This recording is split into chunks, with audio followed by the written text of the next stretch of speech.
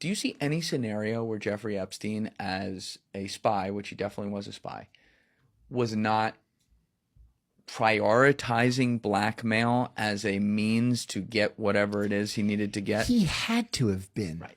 I mean, what's the point of running the operation if it's not to collect compromat on everybody just in case? You know, one of the things that I learned very early on at the CIA was we really, really didn't like to squeeze people, right? With, you know, surreptitiously taken photographs of them with prostitutes, or, you know, you want to recruit somebody based on a friendly relationship. You want them to do it because they like you and they trust you. They're probably doing it for the money. Right. But you don't want to threaten people. The Russians do that. The Israelis also do that. And so from the very beginning, I thought that this was a part of the whole Epstein saga.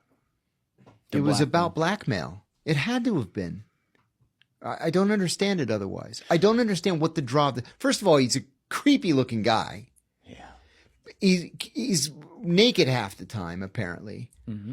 Virginia Jufre said he had a deformed penis that looked like an egg. Mm-hmm. So what's this guy have going for him besides money? But they all have money. So what's the difference? See, now I want to say something serious, but it's making me laugh. So I had an Epstein victim sitting in that chair the other day, and this part's not funny, but the thing that really struck me in what she was saying, and that episode will come out after this one, by the way, people. It'll be 2 episodes.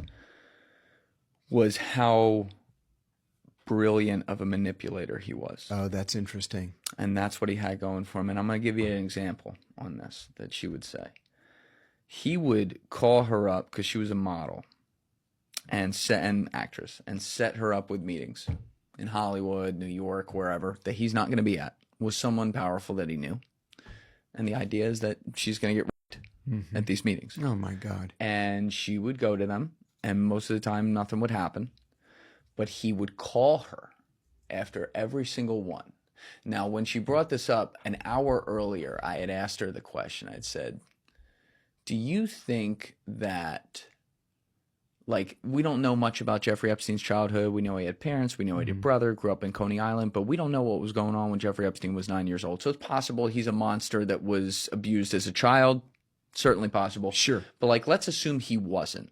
Where do you think a person like that learns the psychological tactics to be able to become this monster to get people?